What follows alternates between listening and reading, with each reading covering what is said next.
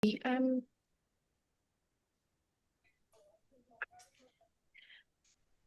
Assalamualaikum warahmatullahi wabarakatuh. Yang terhormat Pak Ibnu Hadi dan Bu Eka Rahmi, kami dari kelompok 6 ingin memaparkan materi yang berjudul Residu dan Kutub, dan kami beranggotakan saya sendiri, Arvina Selvi, em, kemudian ada Faiza Naila, kemudian ada Reviansa Sunardi, Harmelia Putri, dan Rahman Ardiansyah. Oke, pada kesempatan kali ini kami akan menampilkan dan menjelaskan beberapa submateri, yaitu ada titik singular terisolasi, kedua residu, sub ketiga yaitu teorema residu Cauchy, sub keempat yaitu residu Dita Hingga, sub kelima yaitu tiga jenis titik singular terisolasi, sub keenam ada latihan soal, dan kita juga akan memaparkan referensi yang telah kita gunakan. Selanjutnya akan selanjutnya materi pertama akan dijelaskan oleh rekan saya. Baik, makasih. Untuk masuk materi pertama yaitu titik singular terisolasi, suatu fungsi f analitik di titik Z0 jika memiliki turunan di setiap titik di beberapa lingkungan Z0. Sebaliknya, jika f gagal menjadi analitik di Z0 tetapi analitik di beberapa titik di setiap lingkungannya, maka Z0 merupakan titik singular f, seperti dijelaskan pada bagian 25. Suatu titik singular Z0 dikatakan sebagai titik singular yang terisolasi jika selain itu terdapat suatu lingkungan epsilon yang terhapus, 0 kurang dari modulus Z kurang Z0 kurang dari epsilon dari Z0, di mana F bersifat analitik di seluruhnya.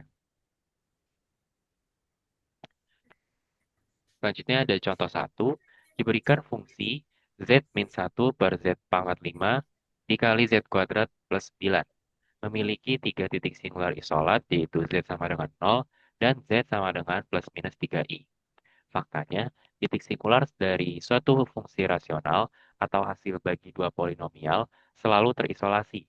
Ini karena angka 0 polinomial dalam penyebutnya terbatas jumlahnya, yang dijelaskan pada bagian 58.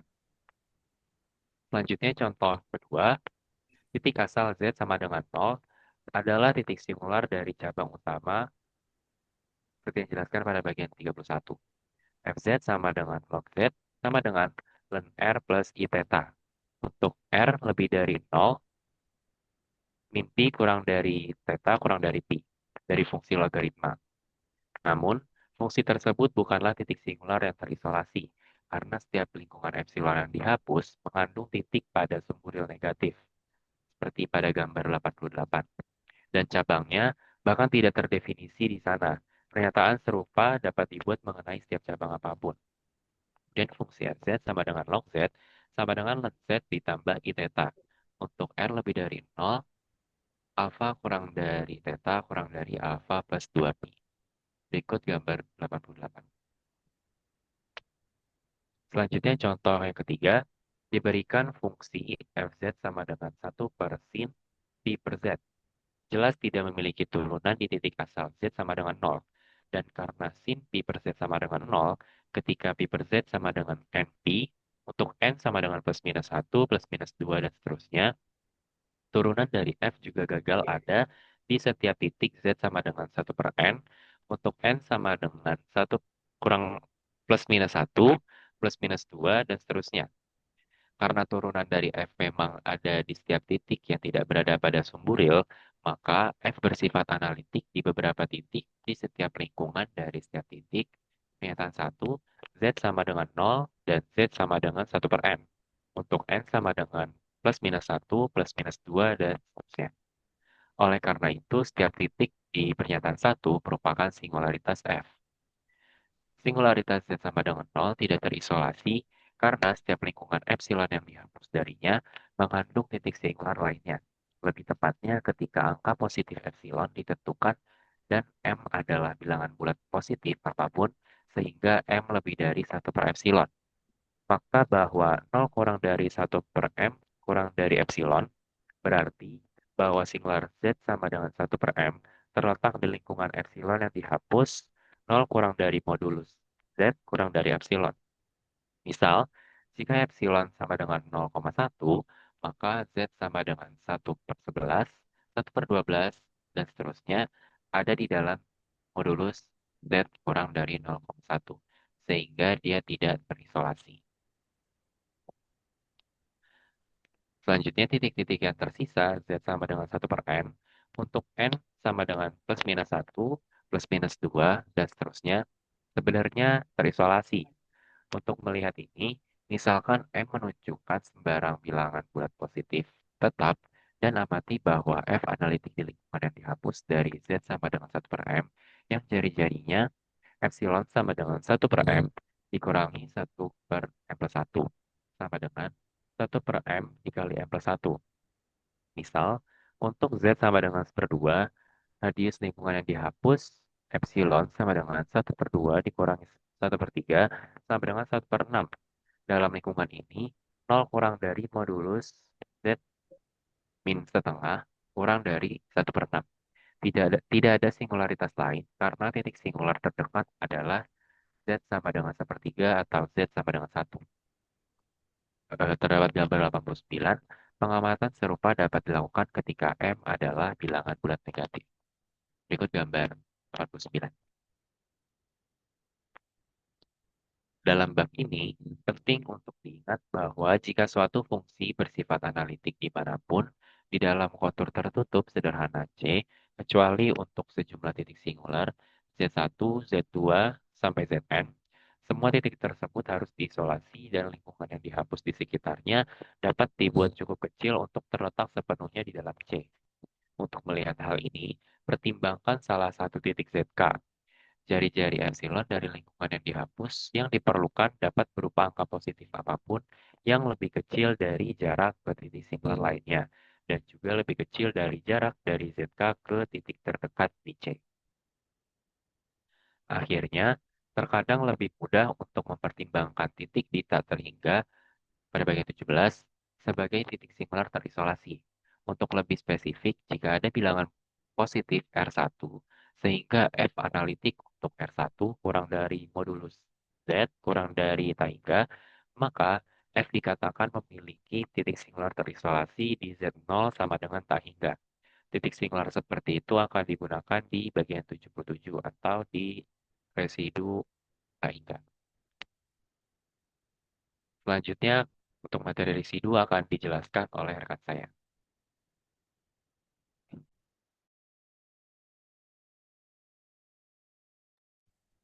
Oke, baik.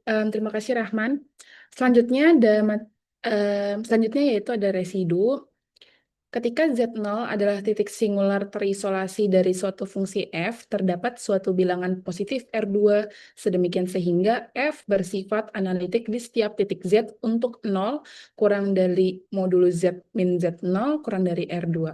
Oleh karena itu, Fz memiliki representasi deret Lauren, yakni Fz sama dengan sigma K sama dengan 0 sampai tahingga AN Z min Z0 pangkat N plus B1 per Z min Z0 tambah D2 per Z min Z0 dikuadratkan plus sampai Bn per Z min Z0 dipangkatkan N. Untuk 0 kurang dari modul Z min Z0 kurang dari R2, di mana koefisien-koefisien AN dan Bn memiliki representasi integral tertentu pada bagian 66, secara khusus Bn sama dengan 1/2 VI integral C FZ dz per Z min Z0 dipangkatkan min N plus 1 untuk N sama dengan 1, 2, sampai seterusnya. Di mana C adalah suatu kontur tertutup sederhana yang berorientasi positif mengelilingi Z0 dan terletak dalam cakram berlubang 0 kurang dari modulus Z min Z0 kurang dari R2 pada gambar 90. Ketika N sama dengan 1, ekspresi untuk Bn menjadi B1 sama dengan 1/2 VI integral C FZ dz. Atau menjadi integral C FZ dz sama dengan 2 VI B1. Nah, di sini ada visualisasi gambar pada gambar 90, di mana di mana titik Z0 ini adalah titik singularitas di mana fungsi fz tidak analitik. Nah, kemudian ada lintasan C yang yakni adalah kurva tertutup untuk menghitung integral kontur dan biasanya berlawanan arah jarum jam atau positif. Next. Nah, bilangan kompleks B1 yang merupakan koefisien dari 1/z-z0 dalam deret 1 disebut residu dari F di titik singular terisolasi Z0. Dan kita sering menuliskannya sebagai B1 sama dengan residu Z sama dengan Z0 Fz. Kemudian persamaan dua ini menjadi integral C Fz dz sama dengan 2 VI residu Z sama dengan Z0 Fz. Terkadang kita cukup menggunakan simbol B untuk menyatakan residu ketika fungsi F dan titik Z0 telah dinyatakan dengan jelas. Persamaan 3 memberikan metode yang kuat untuk mengevaluasi integral tertentu di sekitar kontur tertutup sederhana. Nah, di sini ada contoh 1. Di mana integral C EZ-1/Z4 dz, yaitu C adalah lingkaran satuan modulus Z sama dengan 1 pada gambar 91, karena fungsi dalam integral bersifat analitik di seluruh bidang kompleks kecuali di Z sama dengan 0, maka fungsi ini memiliki representasi deret Laurent yang berlaku untuk 0 kurang dari modulus Z kurang dari tah hingga. Oleh karena itu, berdasarkan persamaan 3, nilai dari integral 4 adalah 2 VI dikalikan residu dari fungsi integran tersebut di Z sama dengan 0. Untuk menentukan residu tersebut, kita ingat bahwa pada bagian 64, representasi deret Maclaurin dari E pangkat Z sama dengan sigma K sama dengan 0 sampai tah hingga Z pangkat N per N faktorial, di mana modul Z kurang dari tah hingga, dan menggunakannya untuk menulis E pangkat Z min 1 per Z pangkat 5 sama dengan 1 per Z pangkat 5, sigma N sama dengan 1 sampai tah hingga. Z pangkat N per N faktorial sama dengan sigma N sama dengan 1 sampai tah hingga Z pangkat N min 5 per N faktorial untuk 0 kurang dari modulus Z kurang dari tah hingga. Nah, koefisien dari 1/Z dalam deret terakhir ini terjadi ketika N-5 sama dengan -1 atau ketika N sama dengan 4. Oleh karena itu, residu Z sama dengan 0, E pangkat Z-1/Z pangkat 5 sama dengan 1 per 4 faktorial, sama dengan 1 per 24. Nah, demikian integral C E pangkat Z-1 per Z pangkat 4 dz menjadi 2 VI dikali 1 per 24 sama dengan VI per 12. Nah, di sini ada ilustrasi gambar pada 91, di mana di sini lingkaran satuan pada modulo Z itu sama dengan 1. Terus kurva C itu, yang lingkaran itu adalah lintasan tertutup mengelilingi titik singular Z0. Nah, lintasan berorientasi positif itu akan berlawanan arah jarum jam. Kemudian di sini ada contoh 2. Mari kita tunjukkan bahwa persamaan 5 yaitu integral C cos hiperbolik 1 per Z kuadrat dz sama dengan 0, di mana C adalah lingkaran satuan modulus Z sama dengan 1 yang berorientasi positif seperti pada contoh 1. Fungsi komposit cos hiperbolik 1 per Z kuadrat bersifat analitik di seluruh tempat kecuali di titik asal. Karena hal yang sama berlaku untuk 1 per Z kuadrat dan karena cos hiperbolik Z adalah fungsi entire. Titik singular terisolasi Z sama dengan 0 berada di dalam kontur C dan gambar 91 pada contoh 1 juga dapat digunakan di sini. Dengan bantuan deret Maclaurin pada bagian 64, cos hiperbolik Z sama dengan 1 plus Z kuadrat per 2 faktorial plus Z pangkat 4 per 4 faktorial plus Z pangkat 6 per 6 faktorial sampai seterusnya, di mana modulo Z kurang dari tah hingga. Nah, kita dapat menuliskan deret Laurentnya itu sebagai cos hiperbolik 1 per Z sama dengan 1 plus 1 per 2 faktorial dikali 1 per Z kuadrat, ditambah 1 per 4 faktorial dikali 1 per Z pangkat 4, ditambah 1 per 6 faktorial dikali 1 per Z pangkat 6, dan seterusnya, di mana 0 kurang dari modulo Z kurang dari tah hingga. Nah, sisa residu dari fungsi integran pada titik singular terisolasi Z sama dengan 0 adalah 0, yakni B1 sama dengan 0. Sehingga nilai dari integral 5 telah dibuktikan. Contoh ini mengingatkan kita bahwa meskipun keanalisan suatu fungsi di dalam dan pada kontur tertutup sederhana C adalah syarat yang cukup agar nilai integral di sekitar C menjadi nol. Itu bukan syarat yang kita perlukan. Pada contoh 3 ini, terdapat sebuah residu yang digunakan untuk mengevaluasi integral C sama dengan dz per z dikali z min 2 pangkat 5, di mana C adalah lingkaran modulo z minus 2 sama dengan 1, yang berorientasi positif pada gambar 92. Karena fungsi integran bersifat analitik di seluruh bidang kompleks kecuali pada titik z sama dengan 0 dan z sama dengan 2, maka fungsi tersebut memiliki representasi deret Laurent yang berlaku di cakram berlubang 0 kurang dari modulo z min 2 kurang dari 2, seperti ditunjukkan pada gambar 92. Maka, berdasarkan persamaan 3, nilai dari integral 6 adalah 2VI, yakni I kali residu dari integran dz sama dengan 2, bentuk dari fungsi integran menyarankan kita untuk menggunakan deret geometri pada bagian 64. 1 per 1 min Z sama dengan sigma N sama dengan 9 sampai tah hingga Z pangkat N untuk modul Z kurang dari 1. Untuk menentukan residunya, kita bisa tuliskan menjadi 1 per 1 min Z sama dengan 1 per Z min 2 pangkat 5 dikali 1 per 2 plus Z min 2 sama dengan 1 per 2 dikali Z minus 2 pangkat 5 dikali 1 per 1 minus Z Z minus 2 per 2.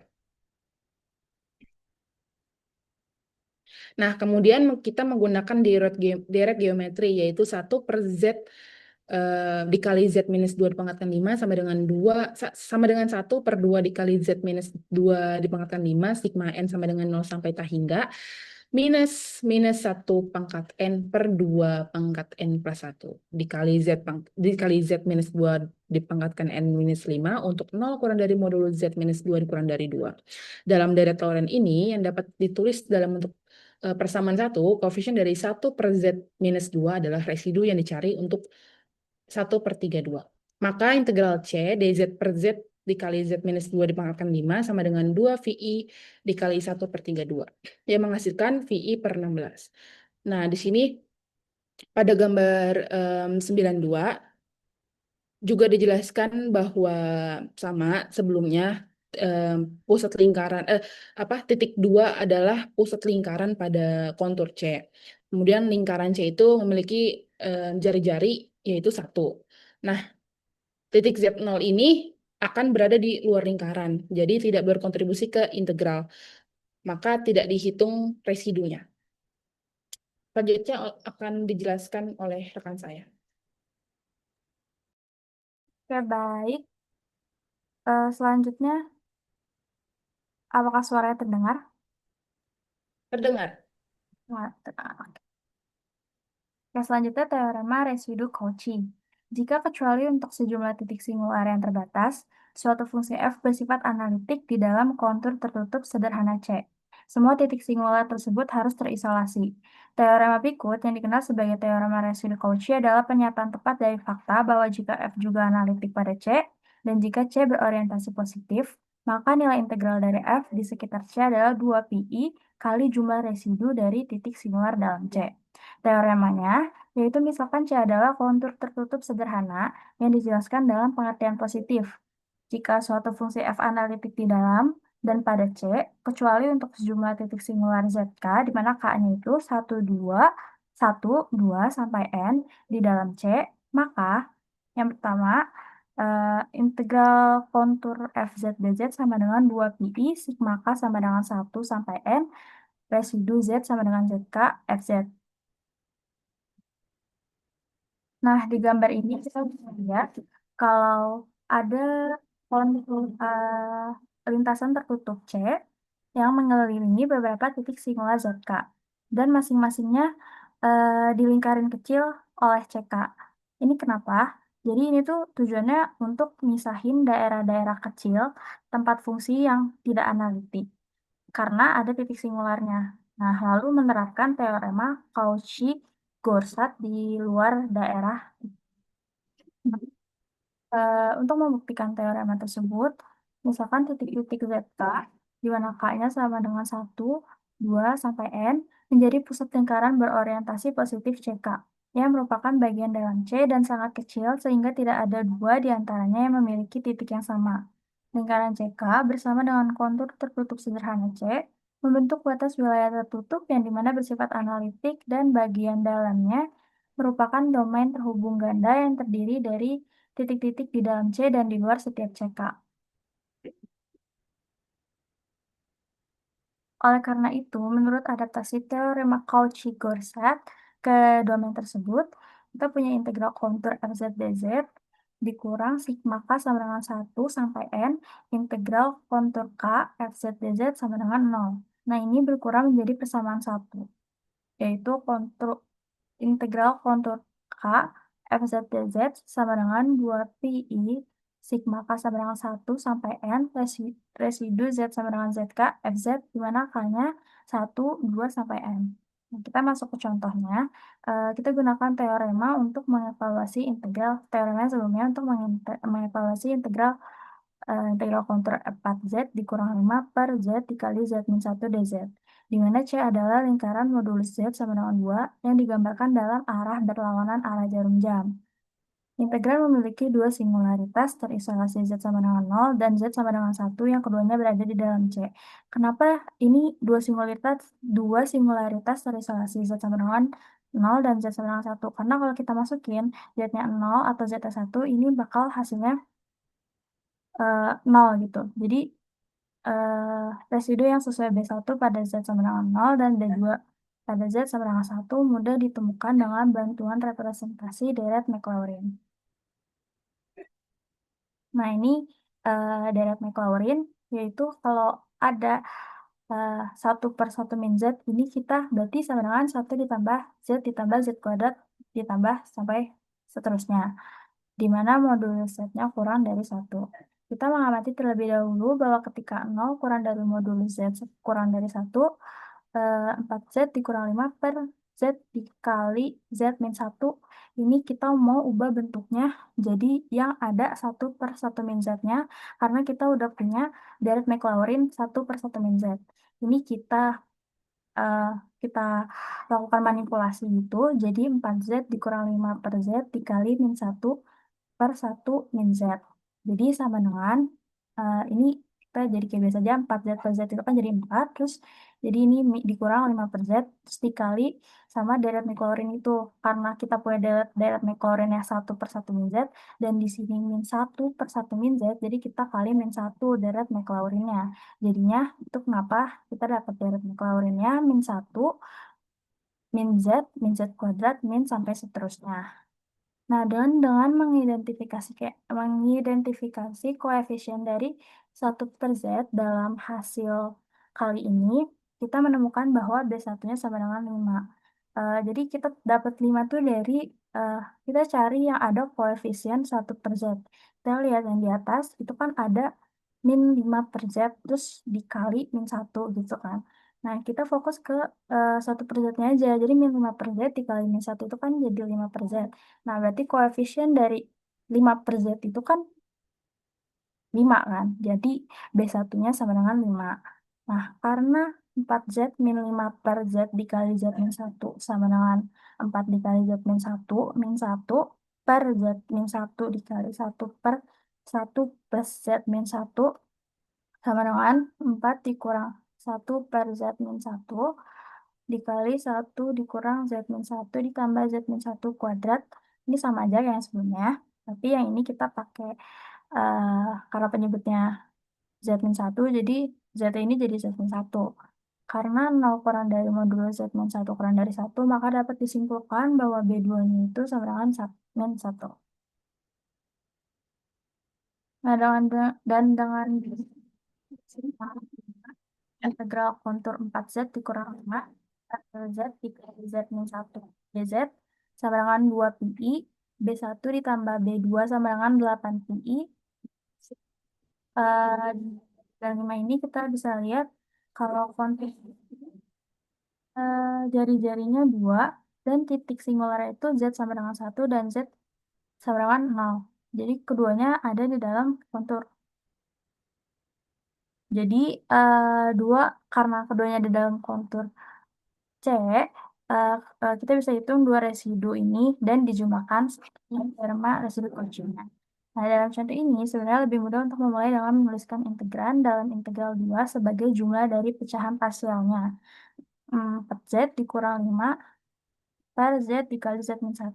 Ini kalau kita pakai eh, rumus parsial yang A sama B itu, nanti kita bisa dapat 5 A-nya itu 5 dan B-nya itu min 1. Jadi 5 per Z ditambah min 1 per Z min 1. Oleh karena itu, karena 5 per Z sudah merupakan deret Laurent ketika 0 kurang dari modulus Z, kurang dari 1, dan karena min 1 per Z min 1 merupakan deret Laurent ketika 0 kurang dari Z, 0 kurang dari modulus Z min 1 kurang 1, kurang dari 1, maka pernyataan 5 adalah benar. Selanjutnya akan dijelaskan oleh teman saya. Baik, untuk selanjutnya adalah residu di tahingga. Kita misalkan suatu fungsi f bersifat analitik di seluruh bidang berhingga, kecuali untuk sejumlah titik singular berhingga di dalam kontur tertutup sederhana yang berorientasi positif C. Selanjutnya, misalkan R1 menunjukkan bilangan positif yang cukup besar sehingga C terletak di dalam lingkaran modulus Z, yaitu R1. Fungsi f terbukti bersifat analitik di seluruh domain R1 kurang dari modulus Z kurang dari tahingga, dan seperti yang telah dibahas sebelumnya di akhir section 74, titik pada tahingga kemudian dikatakan sebagai titik singular terkecil dari f. Nah, ini untuk implementasi gambarnya. Jadi kontur C itu tertutup dan berorientasi positif, artinya berlawanan jarum jam. Lalu untuk kontur C0, dia lingkaran modulus Z-nya itu sama dengan yang R0, di mana R0-nya itu lebih dari R1 dan berorientasi negatif atau searah dengan jarum jam. F di sini analitik di antara kontur C dan C0, yaitu di wilayah anulus R1 kurang dari modulus Z kurang dari R0. Selanjutnya, sekarang kita misalkan C0 menyatakan sebuah lingkaran modulus Z, yaitu R0 yang berorientasi searah jarum jam, di mana R0 itu lebih dari R1, dan residu F ini tak terhingga didefinisikan dengan persamaan integral kontur C0 dari FZ dz itu sama dengan 2 pi residu di Z sama dengan 0 dari FZ. Perhatikan bahwa lingkaran C0 menjaga titik tersebut pada tak terhingga di sebelah kiri, sama seperti singular pada bidang berhingga, berada di sebelah kiri dalam persamaan 3 di section 75. Persamaannya itu integral kontur FZ dz itu sama dengan 2 pi residu dari Z sama dengan Z0 FZ. Karena F bersifat analitik di seluruh wilayah tertutup yang dibatasi oleh C dan C0, prinsip deformasi lintasan di section 53 itu kayak gini. Integral kontur FZTZ itu sama dengan integral negatif C0 dari FZTZ. Itu negatifnya bisa dikedepanin jadi negatif integral C0 kontur C0 FZTZ. Dengan melihat definisi 1, kita jadi punya persamaan integral kontur dari FZTZ-nya itu jadi negatif 2 pi residu di Z sama dengan tahingga dari FZ. Untuk menemukan residu, kita tuliskan dulu untuk deret Laurentnya. FZ dari sigma N sama dengan negatif tahingga sampai tahingga itu Cn Z pangkat N, di mana R1 kurang dari modul Z kurang dari tahingga. Nah, Cn-nya ini 1 per 2 pi integral negatif kontur C0 FZ dz per Z pangkat N plus 1. Dengan N-nya itu mulai dari 0, plus minus 1, plus minus 2, dan seterusnya. Kita ganti Z-nya itu jadi 1 per Z di persamaan 3, lalu dikalikan dengan hasilnya dengan 1 per Z kuadrat.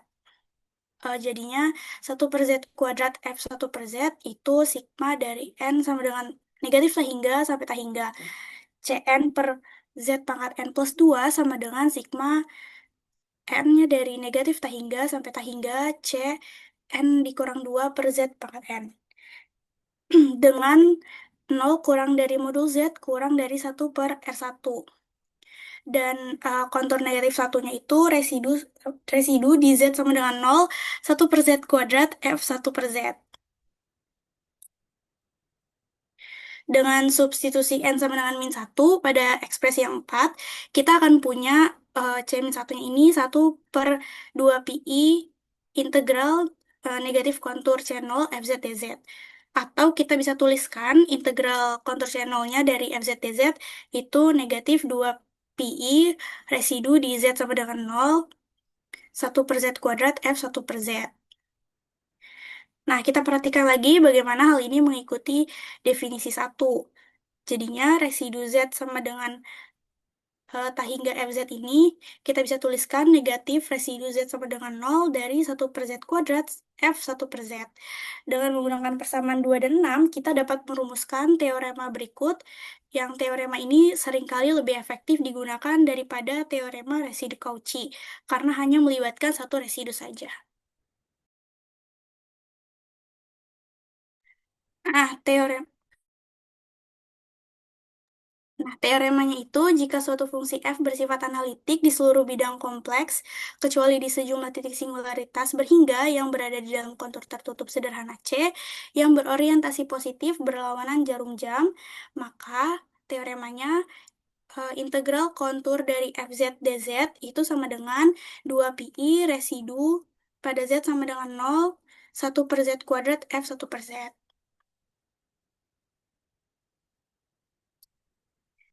Nah, ini untuk contohnya, untuk melihat singularitas fungsi, kita punya fungsi Z, fungsi FZ, itu Z pangkat 3 dikali 1 dikurang 3Z per 1 ditambah Z dikali 1 ditambah 2Z pangkat 4. Semua singularitas tersebut terletak di dalam lingkaran C yang berorientasi positif dan berpusat di titik asal dengan jari-jari 0. Nah, singularitas itu muncul saat penyebutnya itu sama dengan 0. Nah, jadi kita cari penyebutnya itu disama dengan 0. Jadi 1 ditambah Z sama dengan 0, Z-nya jadi negatif 1. Lalu 1 ditambah 2Z pangkat 4 sama dengan 0, Z pangkat 4-nya jadi sama dengan negatif 1 per 2. Untuk menggunakan teorema dalam bagian ini, kita bisa tuliskan 1 per Z kuadrat F 1 per Z itu sama dengan 1 per Z dikali Z dikurang 3 per Z tambah 1 dikali Z pangkat 4 ditambah 2. Selanjutnya kita transformasi FZ-nya itu jadi 1 per Z kuadrat F 1 per Z. Lalu kita pindahkan Z sama dengan 0 karena lebih mudah cari residu di nolnya daripada di hingga. Jadi dari transformasi itu kita bisa dapatkan 1 per Z dikali Z dikurang 3 per Z tambah 1 dikali Z pangkat 4 ditambah 2. Lalu hasil baginya jadi Z dikurang 3 per Z ditambah 1 dikali Z pangkat 4 ditambah 2. Karena hasil bagi tersebut bersifat analitik di titik asal, maka ia memiliki representasi deret Maclaurin di mana suku pertamanya adalah bilangan tak nol, yaitu negatif 3 per 2.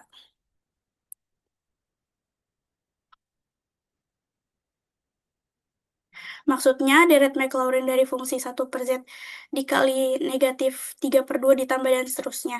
Jadi, suku negatif 3 per 2 inilah yang menjadi residu di nol dari fungsi hasil transformasi. Maka residu Z sama dengan nolnya itu negatif 3 per 2. Jadi, kita dapat residu Z di tahingganya itu 3 per 2. Oleh karena itu, berdasarkan ekspresi 8, kita dapatkan 1 per Z kuadrat F 1 per Z-nya itu 1 per Z dikali negatif 3 per 2 ditambah A1Z ditambah A2Z kuadrat dan seterusnya. Itu maksudnya fungsi transformasi diekspansinya melalui deret Maclaurin, lalu suku negatif 3 per 2 dan 1 per Z itu merupakan suku utama untuk residu. Sisanya A1, A2, dan seterusnya itu bagian dari analitik di nol, tapi tidak memengaruhi residunya.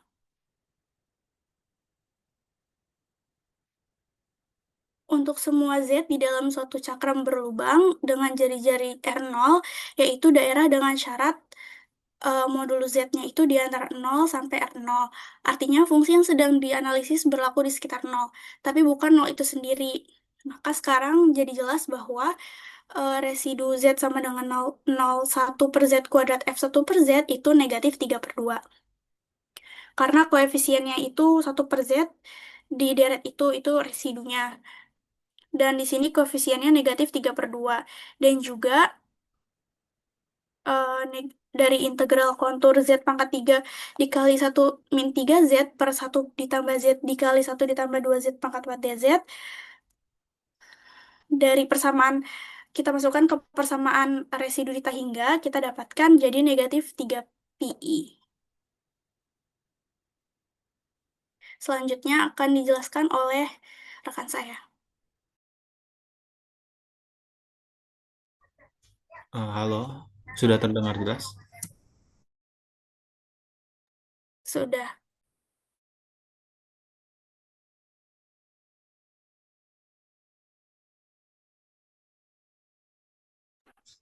Baik, selanjutnya adalah subbab mengenai 3 jenis titik singular yang terisolasi. Kita telah melihat dalam bagian 75 bahwa teori residu itu didasarkan pada fakta bahwa jika suatu fungsi f memiliki titik singular terisolasi di Z0, maka turunan dari Fz tersebut memiliki representasi deret Laurent pada persamaan pertama, yakni Fz sama dengan sigma dari n sama dengan 0 hingga tak hingga dari fungsi an dikali z min z0 pangkat n ditambah b1 per z min z0 ditambah b2 per z min z0 dikuadratkan ditambah hingga sampai n-nya itu tak hingga. Nah, pada persamaan ini terdefinisi pada cakram berlubang 0 kurang dari mutlak z min z0 kurang dari R2. Nah, pada bagian yang mulai dari koefisien B1, B2 sampai Bn-nya itu bisa kita sebut sebagai principal part dari F yang ada di Z0. Boleh lanjut? Nah, selanjutnya kita akan menggunakan bagian utama ini atau principal part tadi untuk mengidentifikasi titik singular yang terisolasi di Z0 sebagai salah satu dari 3 jenis khusus. Klasifikasi ini akan membantu kita dalam pengembangan teori residu yang akan muncul pada subbab berikutnya. Pertama, untuk pendahuluan terlebih dahulu, pada bagian principal part tadi terdapat 2 ekstrim, yaitu yang pertama kasus di mana setiap koefisien dalam bagian utama atau principal part tadi bernilai 0, dan yang kasus kedua itu di mana terdapat jumlah tak hingga dari koefisien yang tidak 0. Boleh next? Nah, ini jenis titik singular terisolasi yang pertama, yaitu ada titik singular yang dapat dihilangkan atau removable singular points.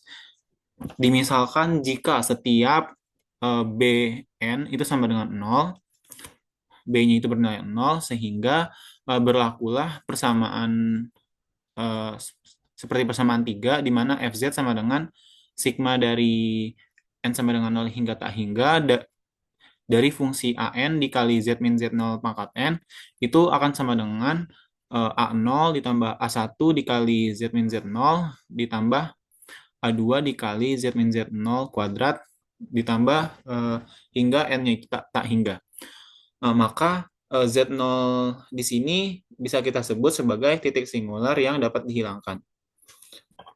Oh ya, ini persamaan tadi itu terdefinisi di 0 kurang dari Z min Z0 kurang dari R2. Sama seperti pada persamaan 1 tadi. Boleh next? Nah, perhatikan bahwa residu pada titik singular yang dapat dihilangkan ini selalu 0. Jika kita mendefinisikan ulang atau mengekspaksikan F-nya itu secara teratur, maka F ini ketika disubstitusikan dengan Z0 sehingga menjadi FZ0 sama dengan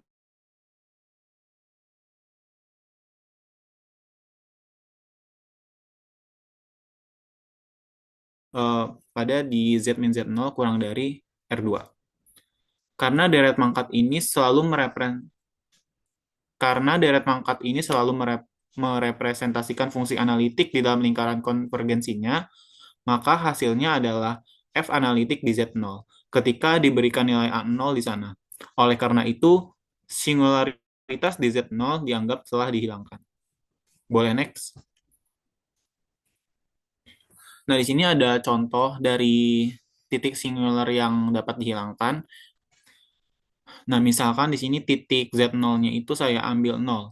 Pada FZ, fungsinya itu sama dengan 1 min cos HZ per Z kuadrat. Ini cos H berarti dia itu hiperbola. Nah, di mana FZ-nya itu adalah titik singular yang dapat dihilangkan. Ini bisa kita jabarkan, FZ-nya bisa kita ekspansikan kembali atau bisa kita manipulasi, di mana FZ-nya itu adalah 1 min cos HZ per Z kuadrat. Nah, di sini saya pisah, jadinya itu 1 per Z kuadrat dikali dengan 1 min cos HZ.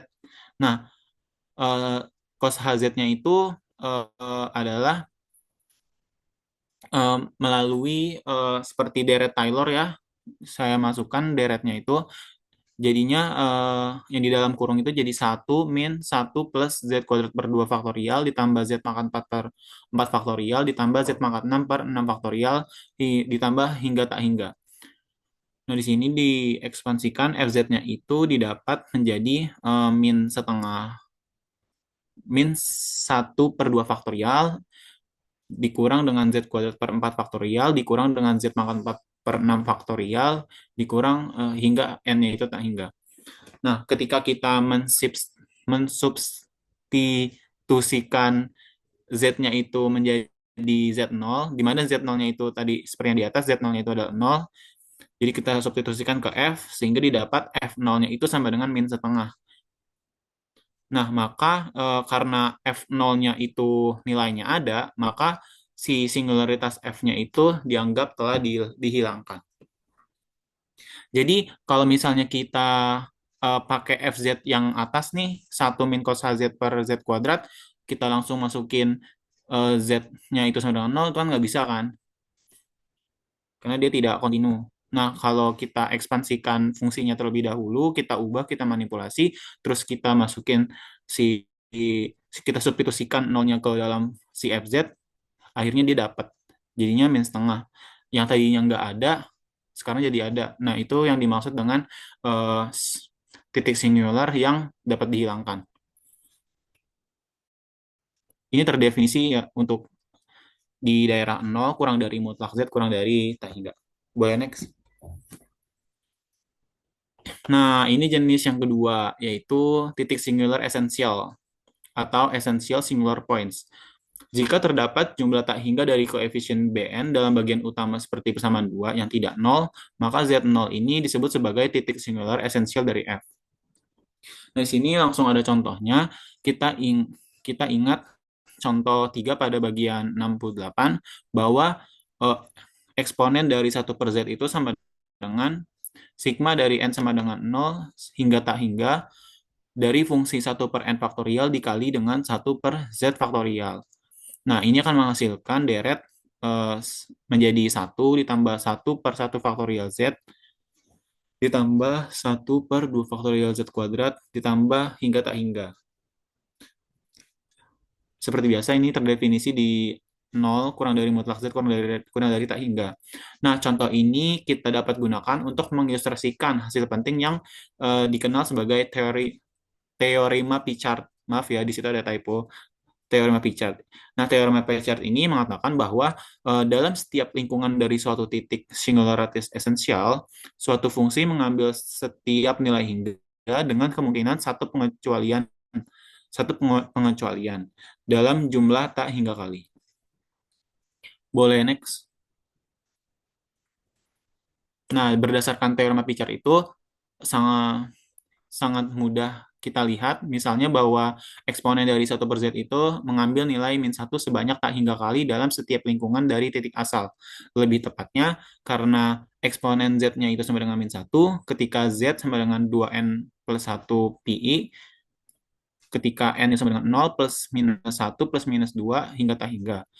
Terus kita lihat pada bagian 30, maka diperoleh bahwa eksponen 1 per Z-nya itu sama dengan min 1. Ketika Z-nya itu sama dengan 1 per 2 N plus 1 dikali PI. Ini sama dengan I per 2N plus 1 Pi, dan sama dengan menjadi min I per 2N plus 1 dikali Pi. Untuk N-nya itu bilangan bulat. Jadi, jika N-nya cukup besar, maka terdapat jumlah tak hingga dari titik-titik seperti itu di dalam sembarang lingkungan epsilon dari titik asal. 0 jelas merupakan nilai pengecualian ketika teorema Picard diterapkan pada eksponen 1 per Z di titik asal. Boleh next?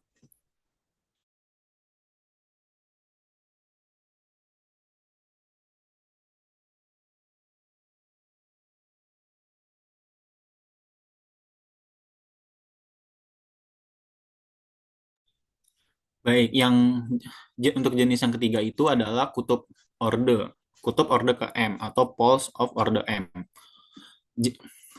Di jenis ini disebutkan bahwa jika bagian utama dari f di Z0 itu mengandung paling tidak satu suku yang tidak nol, tetapi jumlahnya hingga, maka akan ada suatu bilangan bulat positif M dengan M-nya itu lebih dari sama dengan 1, sehingga BM-nya itu tidak sama dengan 0, dan BM plus 1-nya itu sama dengan BM plus 2, sama dengan BM plus 3, sama dengan BM plus N, BM plus tak hingga, itu akan sama dengan 0. Jadi yang suku B, nilai B yang akan mulai nolnya itu ketika indeksnya itu adalah M plus 1. Kalau dia indeksnya M, dia itu tapi bukan 0. Nah, perluasan dari persamaan 1 itu menjadi seperti pada persamaan 4, yakni Fz sama dengan sigma dari N sama dengan 0 hingga tak hingga dari fungsi AN dikali Z min Z0 pangkat N ditambah B1 per Z min Z0 ditambah B2 per Z min Z0 kuadrat ditambah hingga BM per Z min Z0 pangkat M. Kenapa terakhirnya itu BM per Z min Z0 pangkat M? Karena seperti yang tadi ya, seperti yang di atas, bahwa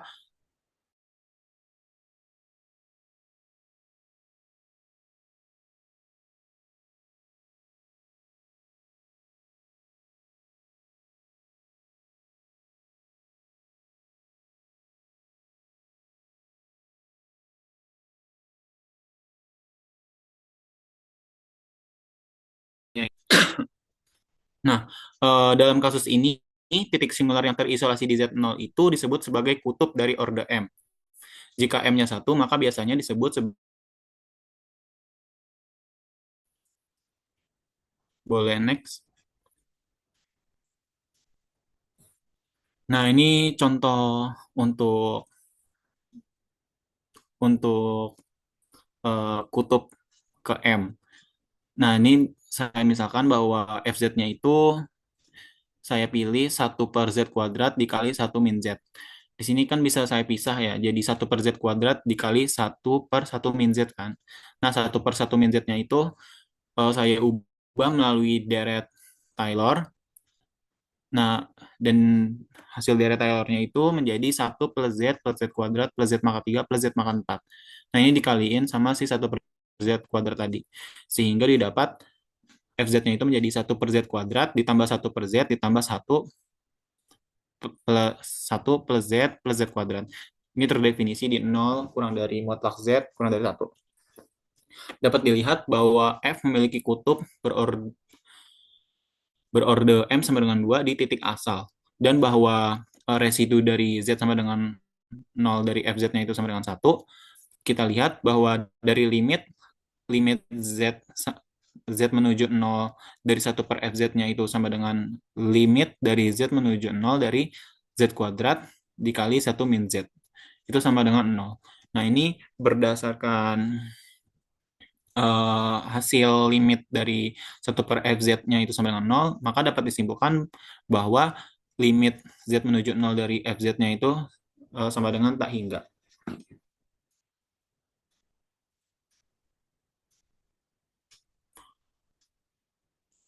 Ya, mungkin segitu materi yang kelompok kami bisa sampaikan. Mohon maaf jika ada kesalahan kata dan kesalahan materi. Saya izin menutup presentasi kami. Terima kasih. Wassalamualaikum warahmatullahi wabarakatuh.